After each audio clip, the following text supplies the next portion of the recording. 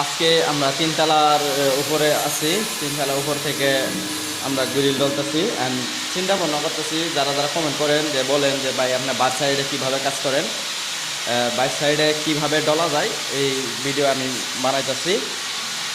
Bike সাইডে কীভাবে bike সাইডে না যায় আপনারা ডলবেন, ঠিক আছে? আর কি বাইক সাইডে কি ডলা সম্ভব ভিতর থেকে ডলা সম্ভব?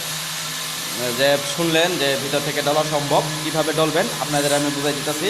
যেমন ধরেন এটা ভিতর সাইড থেকে ধরেন এই পাশ থেকে এই পাশে সব দিক দিয়ে আপনি ক্লিয়ার করলেন।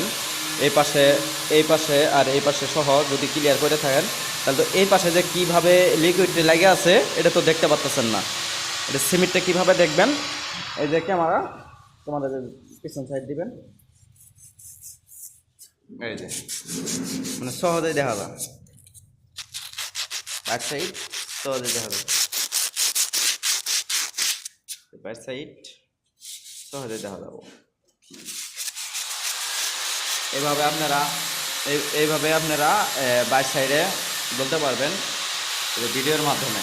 মানে কোনো একটা ক্যামেরা থাকলে বা কোনো আয়ার লেন্স থাকলে যে পিছনে কীভাবে দেখবেন, এই যে পিছনে দেখাও যাইতেছে এবং কি সুন্দরভাবে ডলাও যাইতেছে, এভাবে ডলতে পারবেন।